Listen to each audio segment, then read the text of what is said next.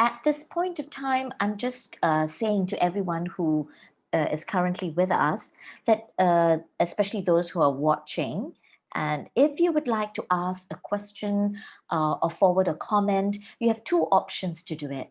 Either A, if you open the participants box, at the bottom of it, there is the yes, no, go slower, go faster, and then there's ellipsis with the word more.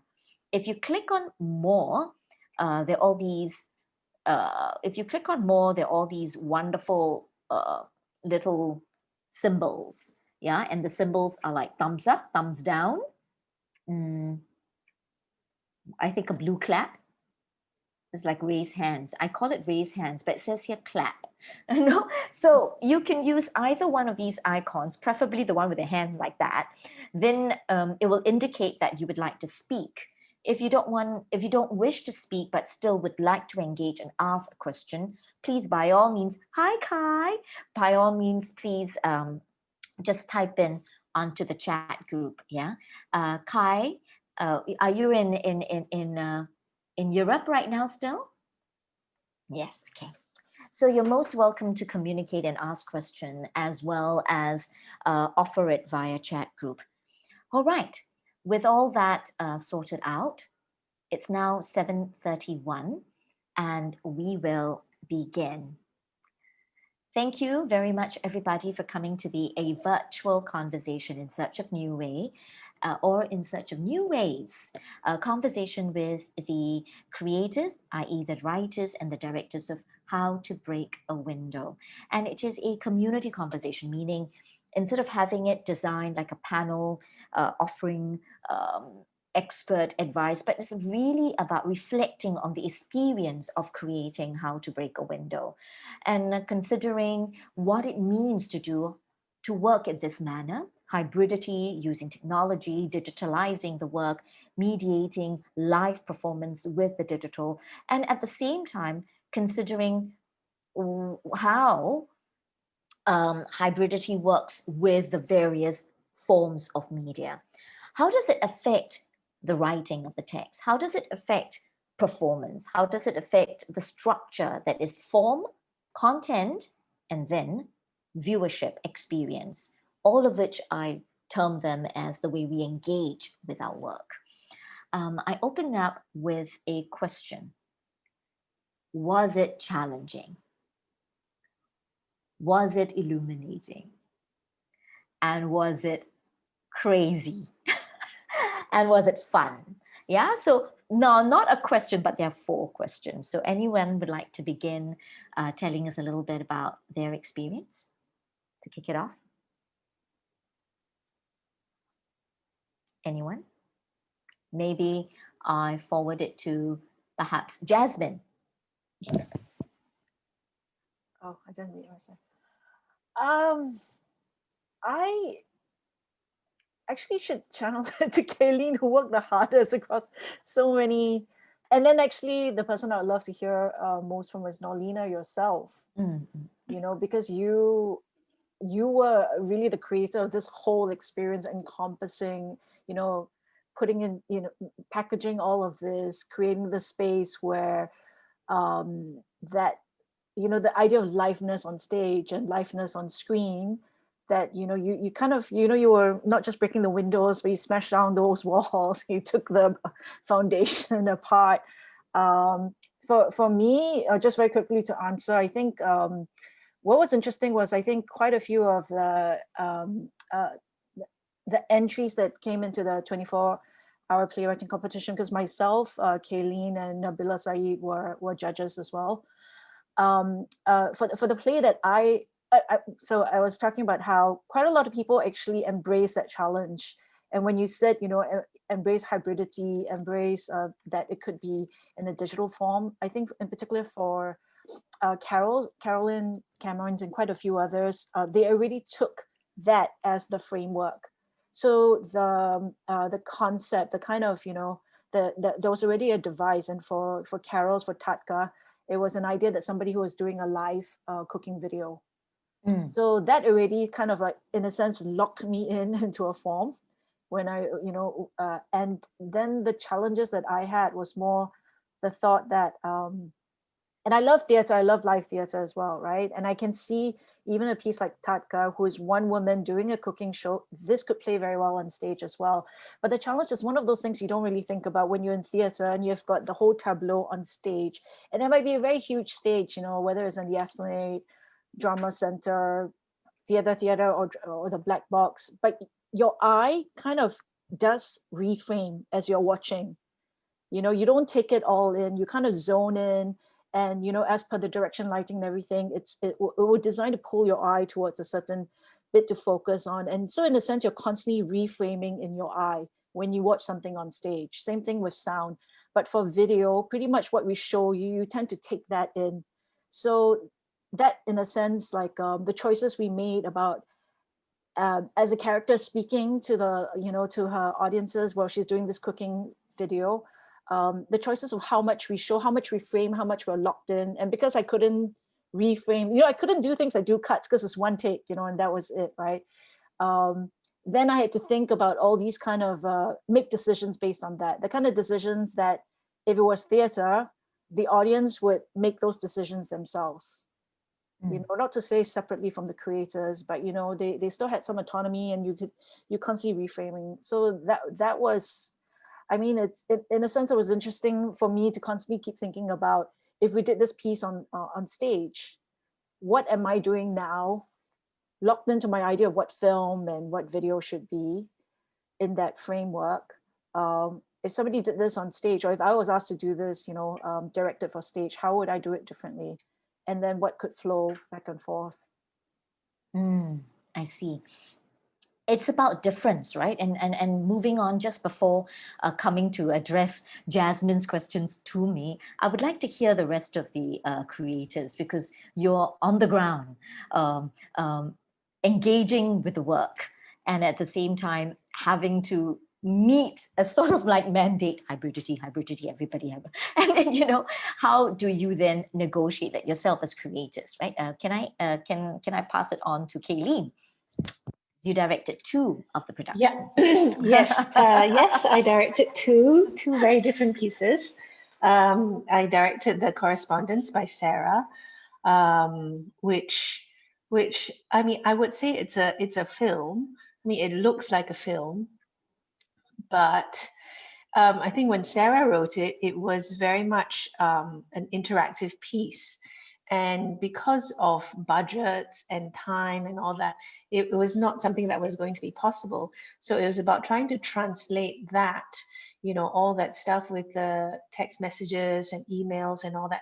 How do I make that correspondence work in a film? So it involved reframing, like giving it a frame so that it made sense, so that all the text made sense.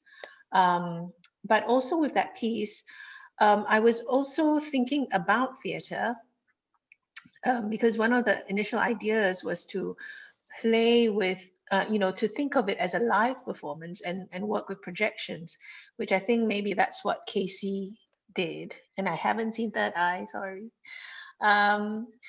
But I think that was proving to be a bit challenging because of some time constraints, and because I'm not in Singapore. We decided to make it into a film, and I think the idea of the projections, it translated into how we approach the film in terms of the editing. For example, the long dissolves between images, for example. And I think that is something that is very much done in the theater, this kind of juxtaposition of images. So that was one thing I was playing with, and also the wider shot with action taking place rather than a lot of cuts, which is more filmic. So, I mean, on the outset, it doesn't look like it is particularly hybrid. But there was some thinking involved that drew from that, and also I guess one thing I was also thinking about was the visibility of faces over the course of all this Zooming that we've done Mm. over the last year, and to really put the face there, but put a face in a, to frame it slightly differently, and to see what that kind of confrontation is like, what that encounter is like for the audience. So those were the kinds of things that I was trying to experiment with.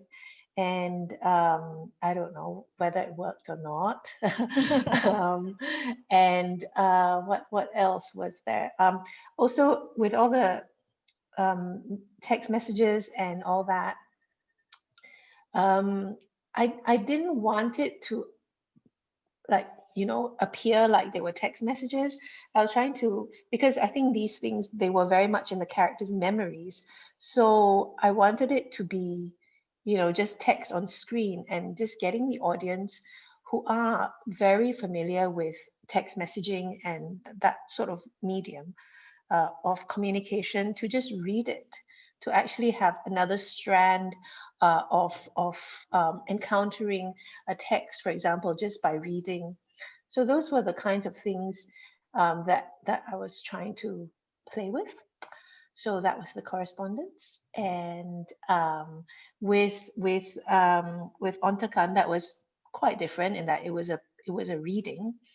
Um, but the setup was actually really simple. It was just two men having a conversation, and I was very struck by the relationship of between the two characters.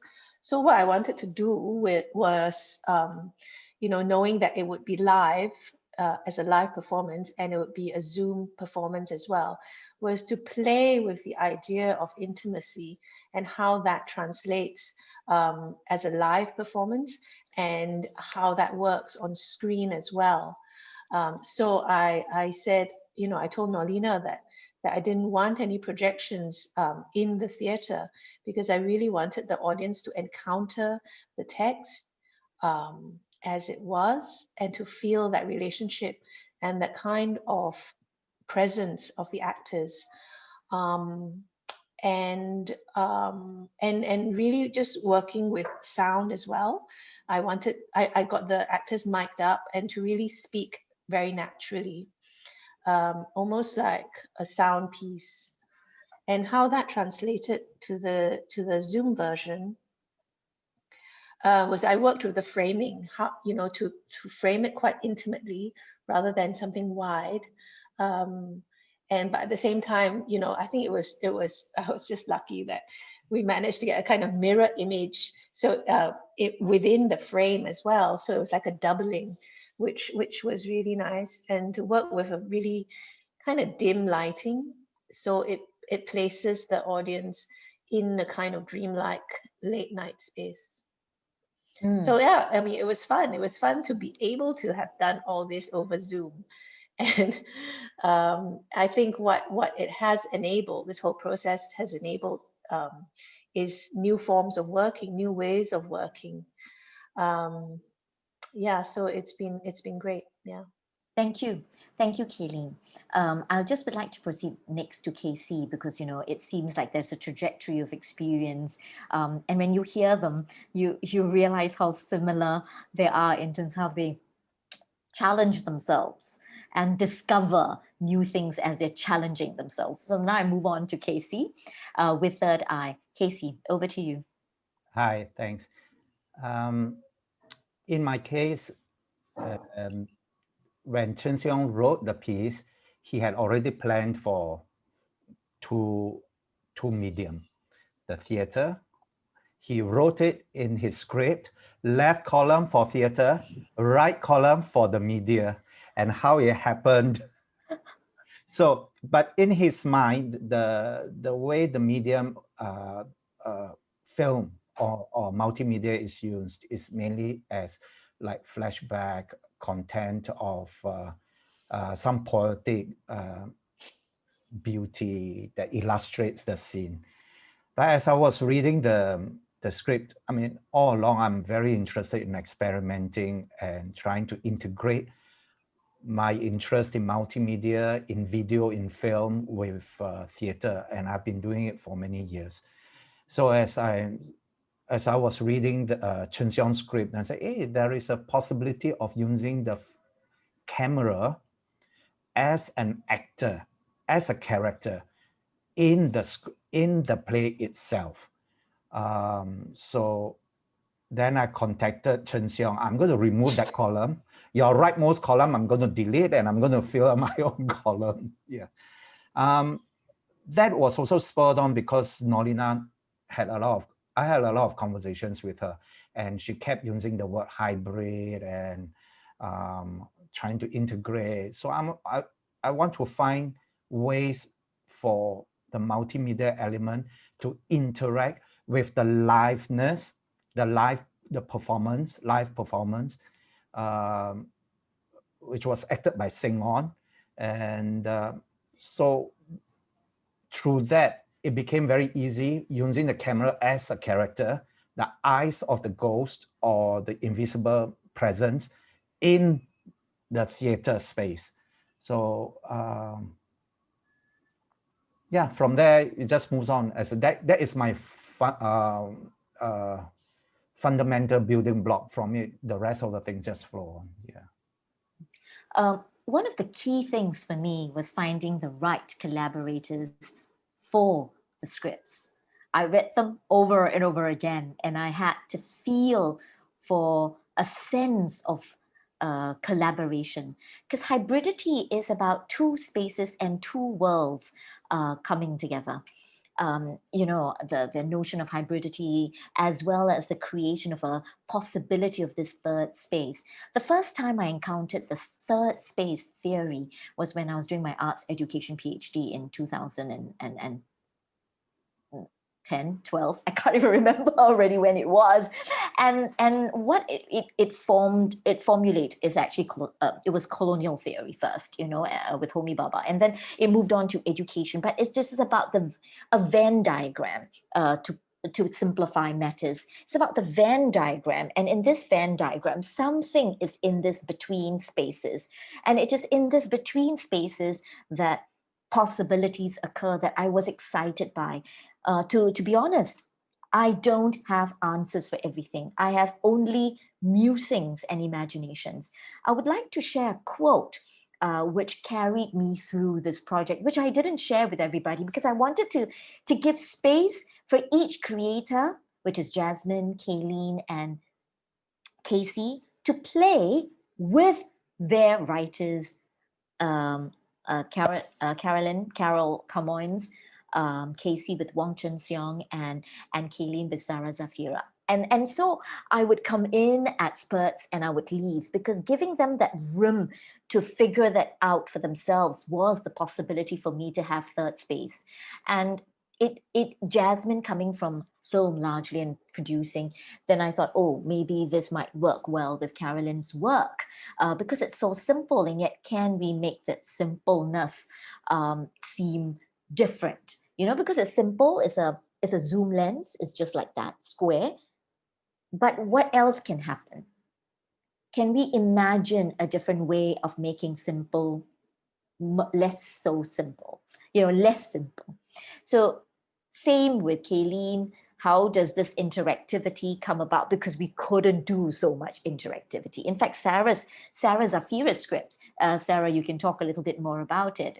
Made me, when I first read it, it felt like it really needed all sorts of media to engage with that text, isn't it, Sarah? So before you come on, let me share you this quote. The real voyage of discovery consists not in seeing new landscapes, but in having new eyes. And I wanted to know, what are our new eyes? Can we see things differently? Not the things that are different, it's us. How do we see differently? So the new eyes was my third space of possibilities. I still don't have the answers, and that's why I keep playing with the notion of new eyes. Can we see things differently? So I go to Sarah to talk a little bit about your script, Sarah. Yeah, so I think the idea of new eyes kind of resonates with what I wrote like in the correspondence, because there are many different forms of media that I actually used, which for context, it was in the form of a website, and then you could kind of click to indicate like different or like view different forms of maybe conversations that the characters have had. So what I thought immediately when you said new eyes was, actually we approach every conversation that we have very differently, like in different types of media. Like you won't really say IRL in real life, you say in a text message. You won't How we communicate with others over Zoom will be very different from how we phone call somebody else, even though we're talking to maybe the same person. So I think the way maybe new eyes can be approached is, how can we use different forms of media to like I don't know, shed some light on the human connection that people have, which is what I tried to do with my script. Yeah. Mm. Yes. Carol, your thoughts briefly about your script. Yeah. I feel like my new eyes were slightly old eyes. Mm. I decided that I wasn't, as in writing the play, I decided that I wasn't going to obsess about doing something technical. So I started out thinking, oh, should I think about a clever way to use a technical platform differently, right? And then I thought, no, I'm not an app developer, right? I'm a writer. And what do I enjoy in theater? I really enjoy great characters and great dialogue. And so my new eyes in this process was to go back to the eyes I use for theater that I really enjoy. And so I focused on character and I focused on dialogue. I think one of the things that was inspirational to me in this was New York's Public Theater's piece, What Do We Need to Talk About? Which was essentially a piece which was set around a Zoom conversation between a bunch of siblings during the lockdown. And it was just the conversation they have while they're having dinner virtually together, a dinner that would have happened in person. So yeah, so my new eyes were really the eyes of a writer wanting to tell a story and wanting to deliver some great dialogue that an actress could play with. And then leaving space in all of that for a director to think about how that comes to life and how to bring that across. So that was the lens I applied. Okay. Chen Seong, your thoughts about your work. Um, I guess, I mean, to continue the conversation, the thread about new eyes, the I think, Carolyn, Which is different from third eye. which is different from third eye, yes.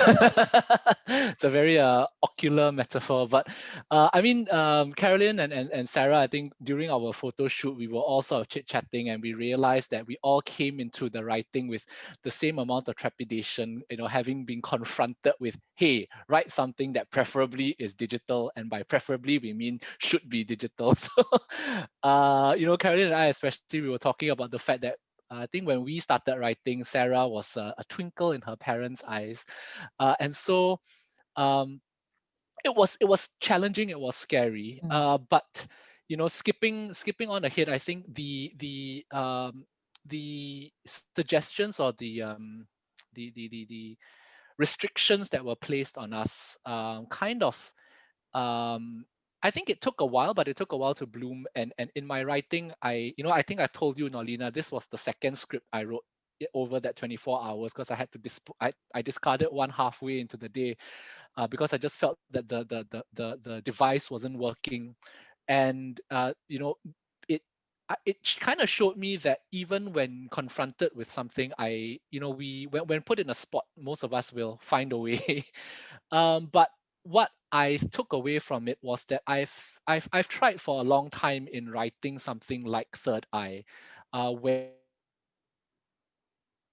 of the I mean, there is an element of the paranormal, and also I've struggled for a long time to write a monologue, which Third Eye is both of those things. It's a monologue which talks about something that's potentially very internal and potentially something very liminal, something in between worlds, something paranormal. I mean, it's simplistically put, it's a series of ghost stories, and I've always felt that theater has been particularly difficult to show stories, like ghost stories per se. And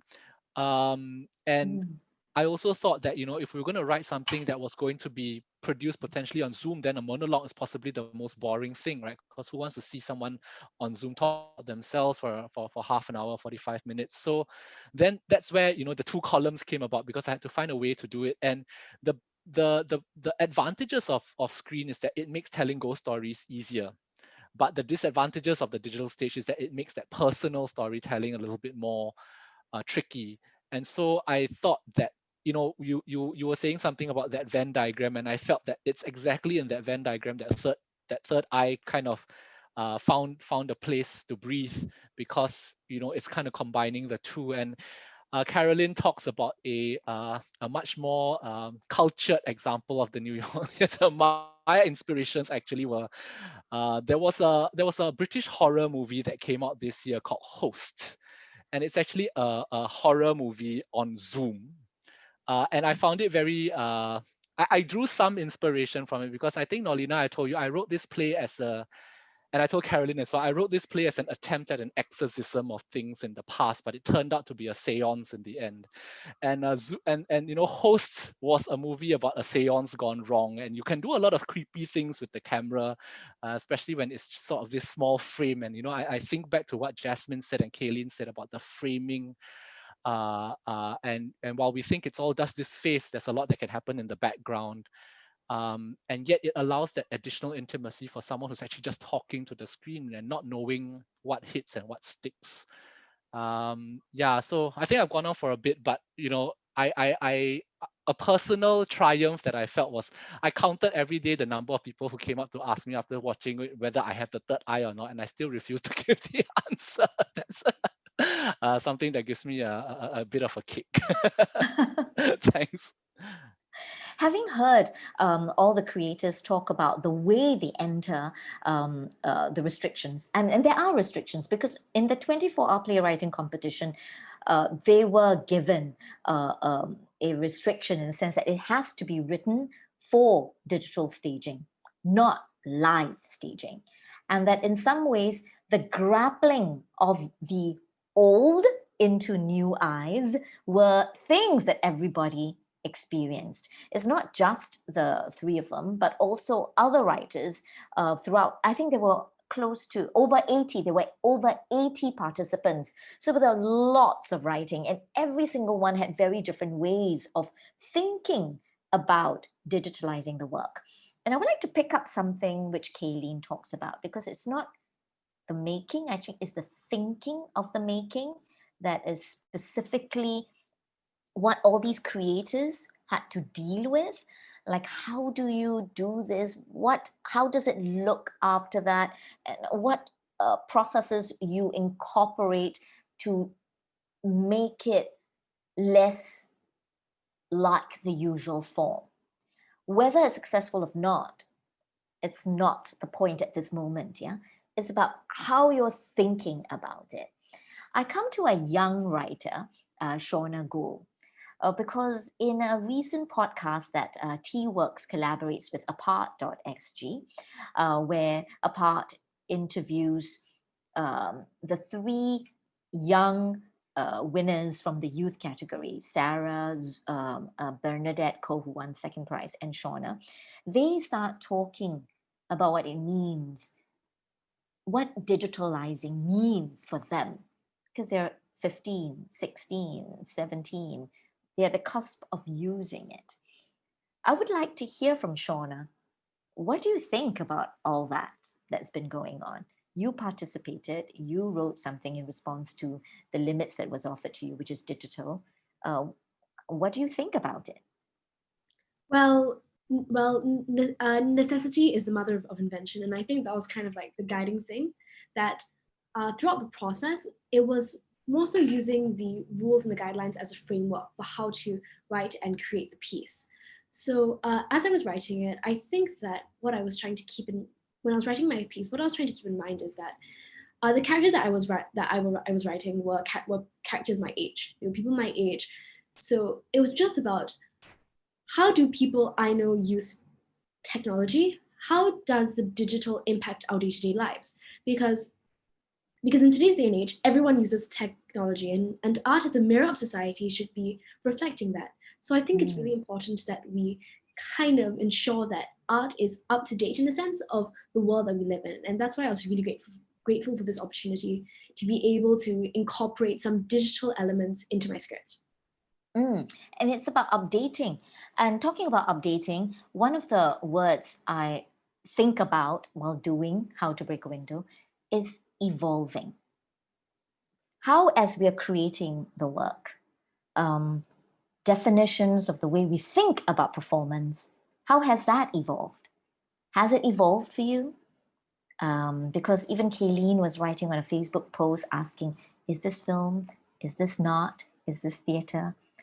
The evolution of definitions from art sites to performance, to tools, to content, to form, we're at the cusp of perhaps producing new vocabulary.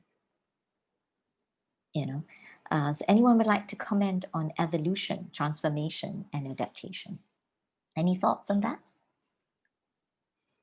Or even somebody from the floor, meaning the ones listening to it. Anyone would like to talk about that? Because you're watching a piece, right? As you're watching, do you feel there's something evolving? Or are we still just at the testing, at the pilot stage? Are we still piloting and haven't really broken the window, so to speak? Anyone? So I'll go on this. Yes.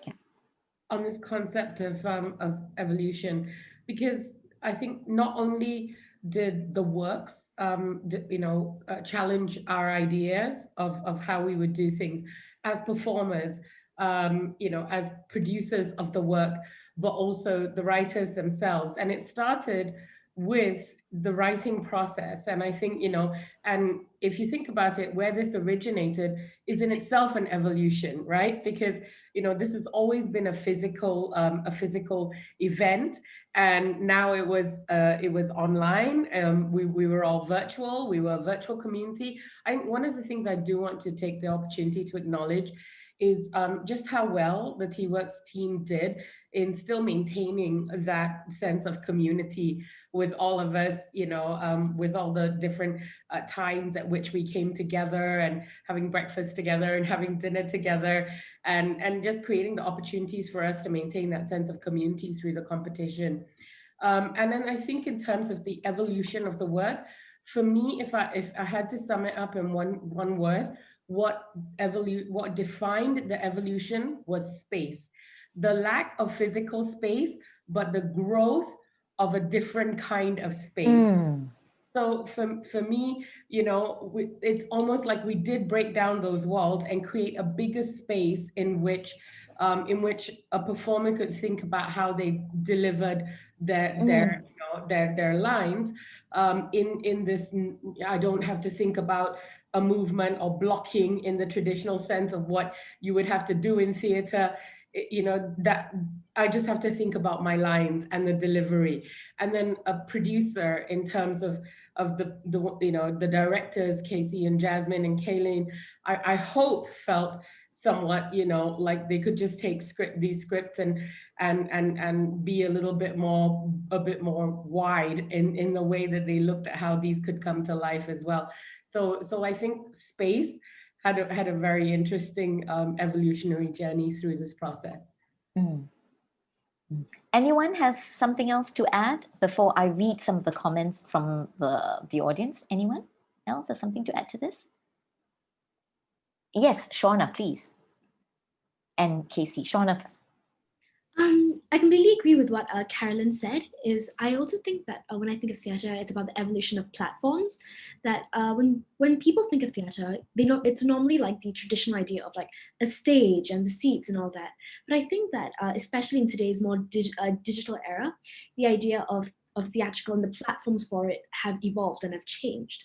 So, for example, the idea of like recently, there's been a lot of idea of like movies and theater and film via online platforms like social media or Zoom.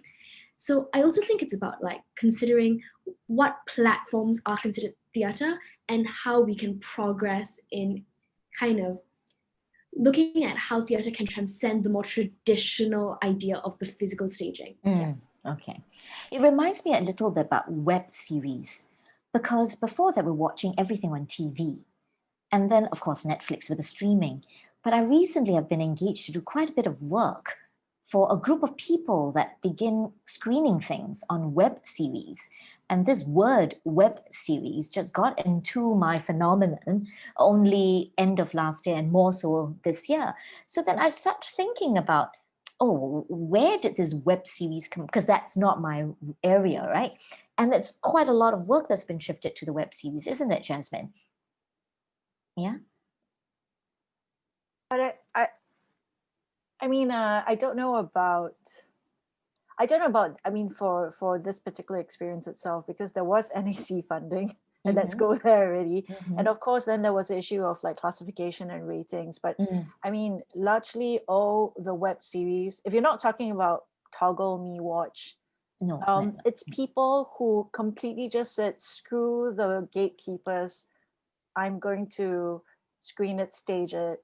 It's not going to have jump through several rungs of like, you know, filtering, sieving, whitewashing, scrubbing, you know, at commissioning stage, at scripting stage, at, you know, editing stage. And I think that's what's also great about the last few months, right? That people are more prompted. They don't have that idea of, oh my God, the deposit I'm going to put down for the black box at Drama Center and worrying about ticket sales. I mean, you know, not to say that all online or hybrid experiences are cheap. You know, it's not, certainly not that.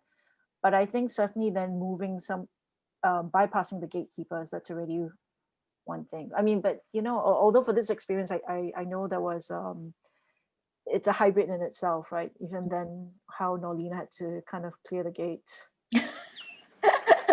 Yeah, there were several gates along the way. There were just quite a few of gates and quite a few meetings to Which is figure funny, out. right? So the idea that, oh, theatre has to be rated, film screenings at cinemas need to be rated, but if it's on YouTube and if it's just, you know, it is not yet there because they haven't quite, I mean, digital films are meant to be given a rating, but nobody said anything about vlogs or if your IG, you know, IG Live, Facebook Live, if you just put something on YouTube.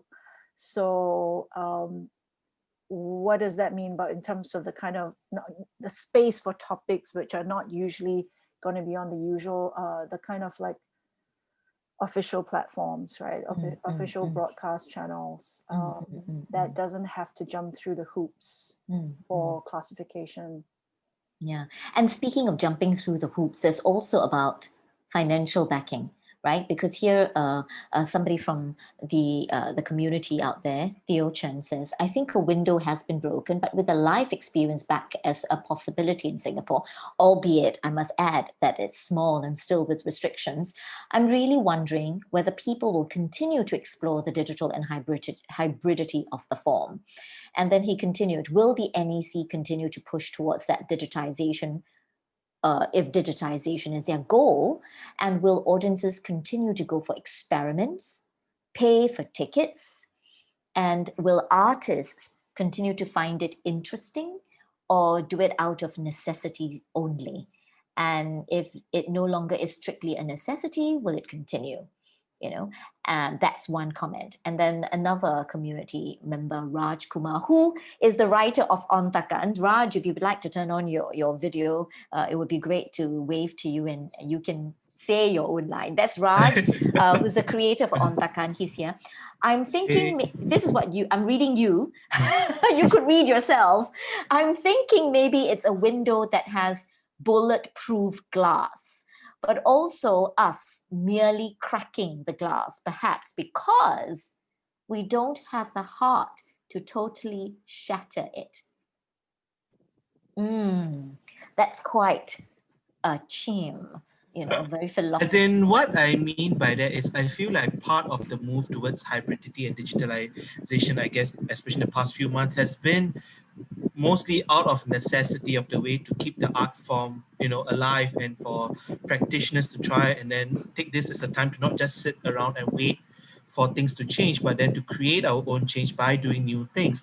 And just speaking from personal experience, like a few months back, I was doing a demo theater show where I wrote and performed a monologue, and because of the restrictions back then, we had to do a live stream version of this because we couldn't have live audiences. And as much as I was adapting as a performer to performing in front of like a tree cam setup and still try to keep it a theatrical experience, but a part of me, a part in my heart was still wishing that I had audiences in front of me to keep me going, to keep the energy up, because it was so difficult to keep myself up and going for the performance and to pretend that there's energy in that room when it was really empty and I was just like looking at camera people and tech crew and just the director on the side. And it was like a bittersweet experience. I mean, I'm glad to have had the experience, but I felt like some of us did feel like that bit of heartbreak going on. So that's what I'm thinking about in terms of like how many of us are really doing this out of a total willingness, or are we just waiting for perhaps things to improve so that we can kind of go back to the way things were. And that's what I mean by perhaps we don't have the heart to totally shatter it. Like we take cracks at it, we experiment, we do things differently, and that's been great and fun to do. But how much do we really want to push is and I'm not speaking for all, of course, I'm kind of speaking just for myself and what I think. It's just something I think to ponder about as well. Mm, it is true. It is something for us to ponder about because there are different creators and different ways of creating and different ideas and how creation moves us forward, right? Anyone out there or someone here, any of the creators, collaborators would like to respond to what Raj and Theo have just offered? What do you think, Kaylene? For someone who's experimented a lot with different media, sound. I mean, really, when with Spell 7, a lot of times was always not a conventional, straightforward theatre space. You've created different kinds of works, such as listening to the audio piece on a train, or the iFlyer, or walking around Little India. Little India itself is the theatre for you. What are your thoughts about that? Are we just buying time? Um, uh, no. I mean, I think it's been great to be able to experiment, and I think it's this has been a wonderful opportunity for a lot of people to try different things and things that they would not normally do. Um, yeah, so it's exciting. I think it's exciting, and it's pushed directors and writers to do different things. So I think it's been great all around. And whether it is a temporary measure, I'm sure all this experimentation will feed back into whatever they decide to create, whether it's live performance or film, or some other kind of hybrid that emerges. So what it's a growing period for lots of people. Mm. So I think that's good. Yeah. Anyone else? What are your Uh, thoughts? yeah, maybe I can just jump in Yes, and Chen Seong.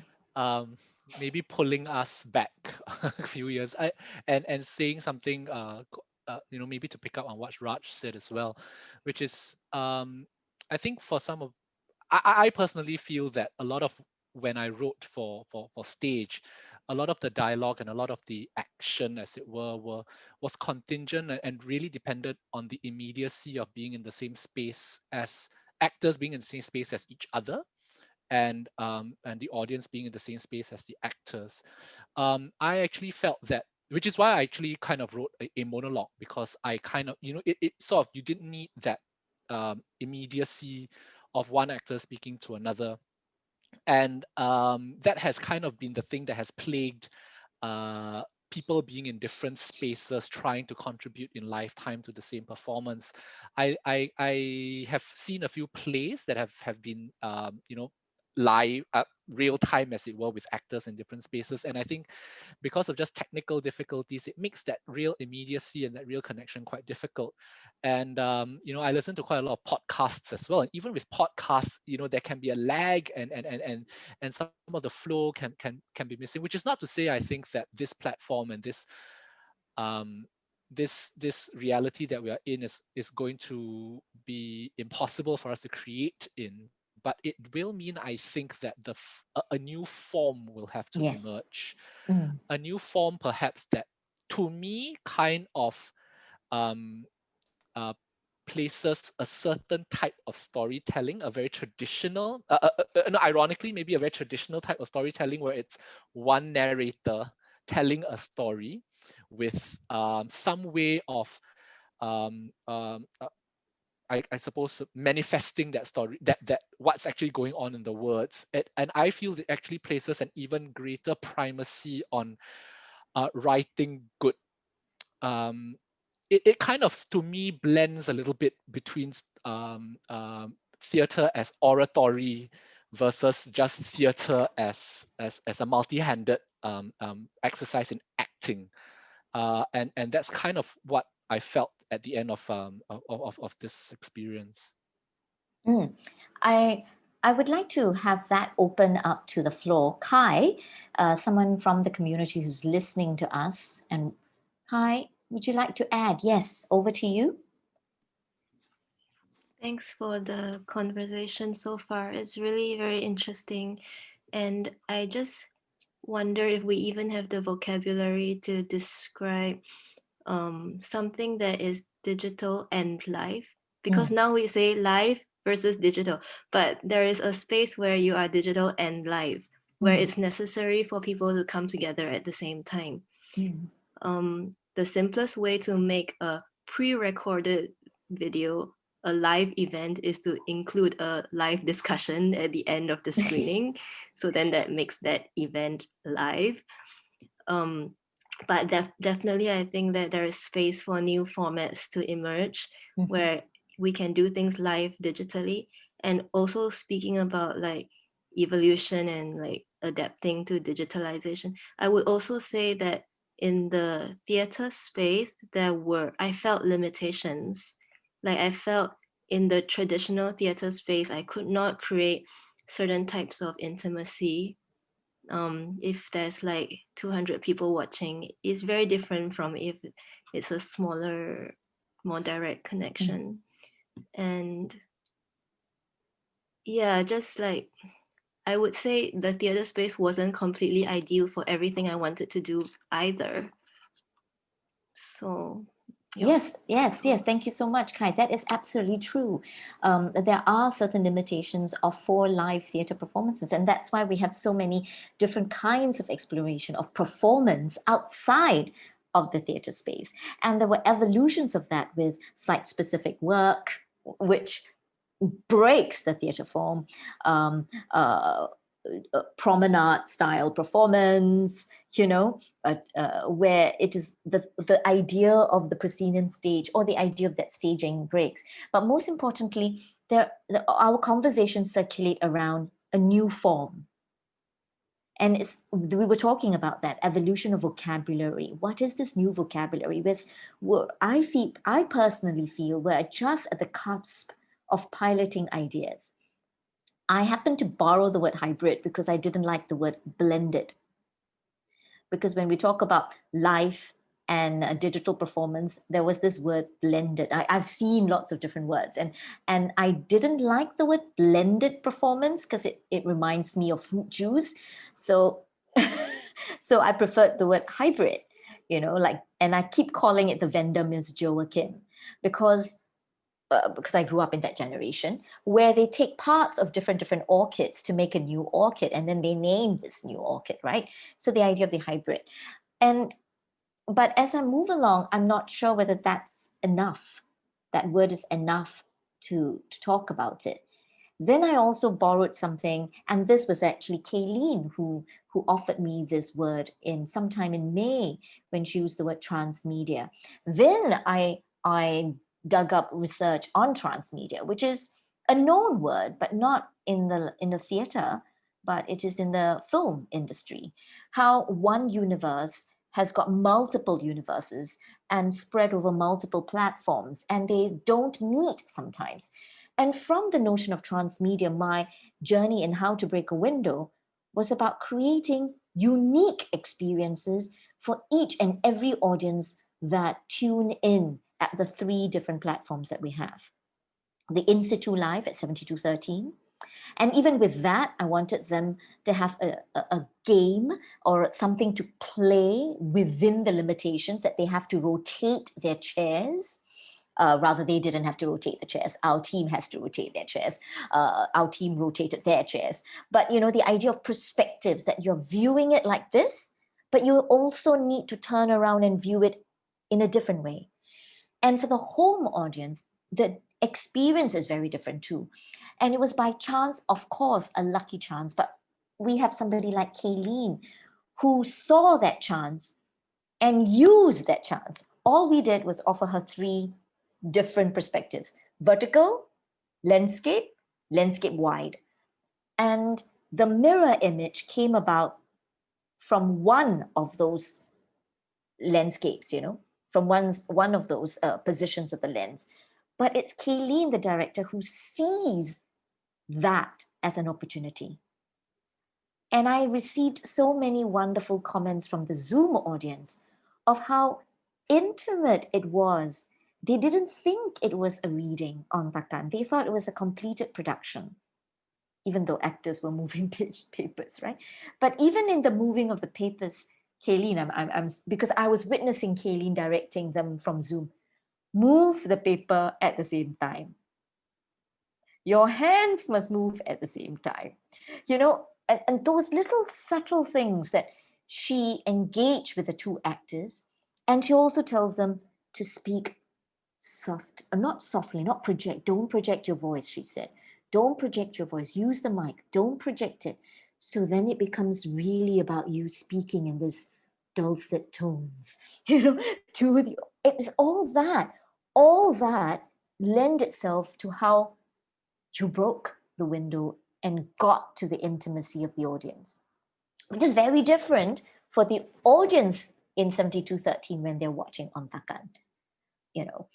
And I happened to tune in when I was in the theater because I wanted to see. I don't really get to see. And it was dark. Everything was black. And you just see this lit, 2 actors lit in a glow, but everything else around them was black. So it was fascinating what experience, how diverse the experience can be. And as somebody producing the work, I had to think about it. Of course, it was an intuitive response. I need to unpack how this teaches me to move forward with live and digital that Kai is talking about. And I'm still wanting to explore. In response to Rajkumar, I'm hoping that I'm not one of the only few people that are excited to continue sustaining and investing in exploring this genre. For me personally, as Noorlinah Muhammad, I'm not buying time. I am super, super excited that I can find different people to play with, to want to continue to break this window and find the vocabulary. I may not be able to create the right vocabulary, but I'm hoping to continue working with creators who are excited to do so. And responding to somebody like Theo to do with consumer and finance and ticketing, well, in How to Break a Window, I made sure everybody paid. So I'm beginning in that direction. And the value of the work needs education and generating engagement, which goes to say for every piece of new idea, every piece of work that we create, if it's something experimental, we still have to convince people to buy, right? So yeah, so it's about that. Anyone else from the floor would like to say something, like to add to this? Shauna, I want to come to Shauna and Sarah. As young theatre makers, you're young. You're one of, are both of you 17, 16? How old are you now? You're nodding. Sarah is what, 16? I think we're both 17. I am 16, but I'm 17 tomorrow. Oh, happy birthday, Shauna, in advance. Wonderful. So we have these 2 young creators, Sarah and Shauna. I would like to hand you this moment to tell us, what are your thoughts about the future? You know, you're hearing us, these decades older than you, But what are your thoughts as young theatre makers, emerging theatre makers that's coming up? Maybe Sarah first and then Shauna? I think I kind of just thought about this image of like maybe like something like incubating an egg, and you don't know what's gonna come out of it. So it's just a mystery kind of thing, which is going to one day hatch and like grow into something very new. So I think for me, like my generation, even I'm not entirely certain about where we're going to take this. I don't know whether everybody my age is going to be, oh yes, technology and like the inclusion of technology in theatre, or if people are going to be a bit more traditional about it. As I'm a bit more traditional. I like watching plays in real life, but at the same time, writing for the digital is something that's you can really explore this new world. Like the internet is contained within like one disk, but there's so many facets, there's so many ways which you can go about it. So even though I'm not sure about how other people might kind of take it, I know that I'll be definitely be like trying to continue exploring how I can deliver a message through different forms of media. Yeah, Shauna, what about you? I think for me, right, because even though we're young, I think our generation still isn't the social media natives in a sense. Like, yeah, in the sense that like we had like a period of time where we were like, yes, we're free, and then suddenly a computer came. Yeah, like we still remember when like YouTube wasn't a thing and we weren't on it. Like my younger sister, she is completely adept. Like she can name you like so many influencers and stuff like that. So I think that when those people like start becoming more into theatre, it is inevitably going to result in technology and the digital becoming more incorporated into theatre. The phrasing of how to break a window for me, like it implies some irreversible action, like a dam is being broken and we can't go back. But I don't think it is though. I think that now we're in this exploratory phase where we're trying, we're testing, we're seeing which ideas work and how we can enact them. So I would say that in the future, I think it's always going to be exploratory. I wouldn't want to be in theatre where we're certain about anything. I would love for it to always be about trying and testing and these trials and tribulations, because I think it is in the risk where it is the art of theatre that happens, where it is in these pushing of boundaries. Shauna, thank you so much. 10/10, your teacher will say, "A star." But it's true, it is about those boundaries, and how to move beyond the comfort zones. And I have a very much great respect for the works that Kaylene, Jasmine, and Casey do. I know Casey, well, I knew him since we were like, I was in my 20s. I can't remember now. It was a long, long time ago. And way when multimedia incorporating into performance was like a trend. That was like in the 90s, early 90s. He was already working with that, and finding ways in which multimedia becomes a language in itself. And with Kaylene, my work with her also very early on, had seen it go across between so many different platforms. Even the way the text is written is different. And I have so much respect with that. This is the standard script that we all seem to know, a well-made play. It goes like this, and then Brecht and all that we are taught. But then here comes a different format of the language is very different. So I adore that. I adore that there are these people thinking constantly on how forms, content, structure can be broken. So I do appreciate and agree what you're saying, Shauna, that it is not about irreversibility. It is really about how you keep finding new voice and new ways of communicating your stories, your desire to communicate, to engage, and to connect, which was something that earlier on someone mentioned as well. Any last few words from anyone who's listening, who's watching, as well as those who are here? Kai raised hand. Yes, Kai, over to you. Sorry if there's someone else. I'll just try to keep it quick. I'm thinking that we now talked a lot about form, like new forms of theater or whatever. But like actually I think that the whole pandemic situation might change the industry but keep the form the same. Meaning like instead of having like big productions, we'll have very small productions, very cheap productions, things that you can do like very fast, things that you cannot pre-program and announce to your audience 1 month in advance and try to sell expensive tickets. It'll just be like lockdown, no shows.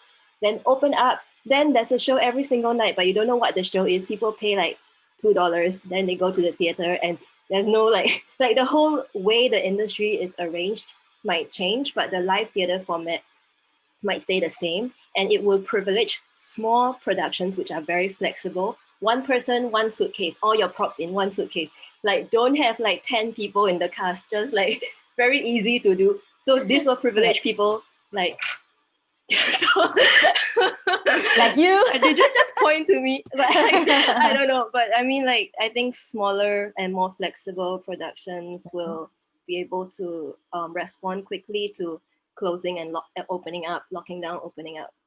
Yeah, like that. Which really is wonderful, isn't it? I think it's a wonderful new wave, you know, to have it portable, so to speak. Yeah, that's one possibility. Anyone else would like to respond to that? Anyone else out there would like to respond to that? Add to it? I'm opening. Anyone would like to add? No? Jasmine, any last words to add for these things?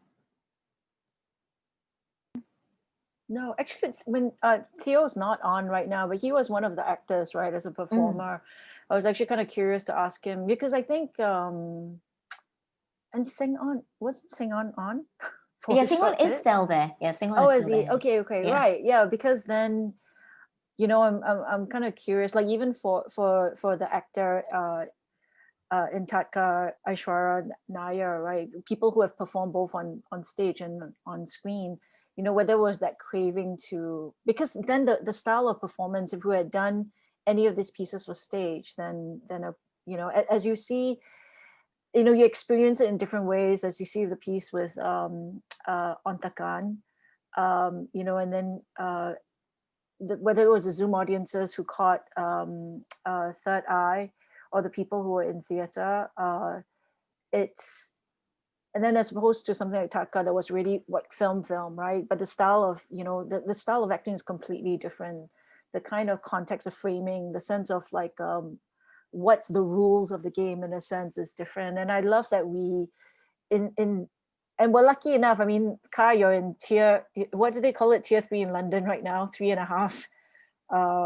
It's a matter of no choice, right? Right now we're in a situation where we can make some choices and we can have these kind of hybrid experiences as opposed to just being forced online altogether, right? So yeah, it was kind of would have been interesting to hear from the actors. Not would have. It's now interested to hear from the actors. Are you still there, Seong? Because he had performed it twice, right? One to the camera and another one, you know, to an audience, a live audience. I'm not sure whether Seong would like to come on to talk about his experience. Where are you? Are you there? Or are you there? There he is. Yes, Seong, what are your thoughts as a? No, I mean, I'm going to just my own views, like more general. I suppose one is that we've always been experimenting, so it's nothing different. Okay, in that general sense, we've always been trying to push the envelope in terms of theatre, in terms of the spaces we use, in terms of the media. That's one. Number two, I think for me, it's an interesting time. I agree with you, Noorlinah. It's a question of watch this space, how it develops. And one of the things you talked about earlier on about evolution is interesting because we always think of evolution in terms of those which survive. But along the way, there will be many casualties as well, where the genes are not passed on. So that's the second thought. And the third thing is, I think this style of conversation are interesting, but what I find has not really been capitalized on, or maybe it has, but it doesn't really manifest itself, is that both or all the different media have different advantages, drawbacks, and advantages. And I think that is something we need to think more carefully about. So for instance, how can using film enhance this performance? what is it that can be brought about, what can be achieved, or what can the audience feel in film that they cannot, we cannot do through theatre, and vice versa. And through this continuous process of conversation, experimentation, attrition, I think there should be something new out there. Yes, thank you. Thank you. With that hopeful note of making sure that there may be something new out there, we end tonight's conversation, a virtual conversation in search of new ways. As you notice, it is still the search. The search is what is exciting for most artists, and we hope the audiences out there will be equally excited that the art and journey with the artists in searching for something new. I would like to end with another quote about the eyes, because the notion of the eyes was something that I carried with me along the way, as I said. It is, with whose eyes were my eyes crafted? With whose eyes were my eyes crafted? And that has to do with, even if we evolve, we bring along with it some of the legacy, and the legacy before this of what was the context, the landscape, the situation, the structures once were, doesn't mean it will always go away. But how do they then evolve? Because they will evolve with the creators. Because when the creators see with new eyes, they do bring along with them the old that keep nagging behind. And the breaking of the window may not be so sentimental after all, because you will always have traces of pasts in you as you create futures.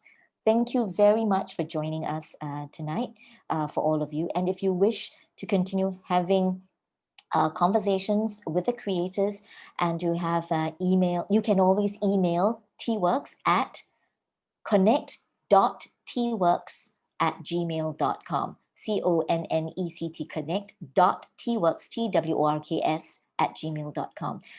Thank you so much for being with us tonight, and thank you, collaborators Sarah, Casey, Kaylene, Carol, Jasmine, Shauna, and Chen Seong. Thank you. Oh yes, Jasmine, sorry, hold on. Jasmine, before you go, yes, please. Go ahead, Jasmine. This is important. This one is important. No, I mean, this is a shameless plug for, should I try? Yes, Saga. Yes. I mean, talking about, experiences that may not seem like your natural environment. Just want to plug a series that we have just launched. It's a podcast called Saga, and I think some of you may know about it. Yes. For those of us who have been around the block a few more times. So in about 2009, it was a hostile high takeover of gender equality organization Aware.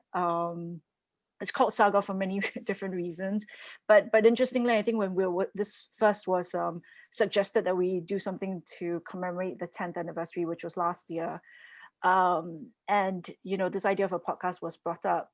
So a lot of people were asking me, as a filmmaker, why did I agree to do a podcast rather than trying to make a documentary in the film? And I think that's towards what everything Kaylene is doing, Noorlinah, Casey, all those years back, you're trying to find the right fit find different forms that was the right fit.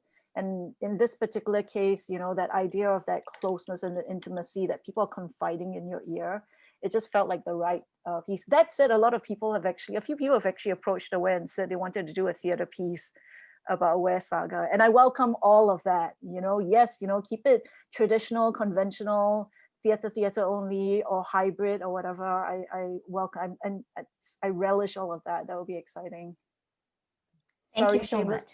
No, please do. It's important. It is a wonderful podcast, as Samuel, somebody from the community, has followed maybe episode 1, 2, and 3, because the third episode is uploaded, right? Most recently. So tomorrow night there's going to be a sneak preview of episode 4, and it's a listen party with Pretty Please. On IG Live. So that will be another different platform if you experience it communally, but with a different demographic. But this is it, isn't it? To segue, we have watch parties now. and that's a new phenomenon. That's quite fascinating. Watch parties everywhere you go, and all these apps to gather your friends together and listen together and watching together. So even that terminology, watch parties, it was never there before. So on that note, yes, please join us for the next year's season in 2021. We have some new lineups coming up at T-Works, and one of them is my Festival of Women, Now Not Ordinary Work, that will make a return in July 2021, hopefully hybrid-wise. Thank you so much for joining us. Have a good night, everybody. Thank you. Bye.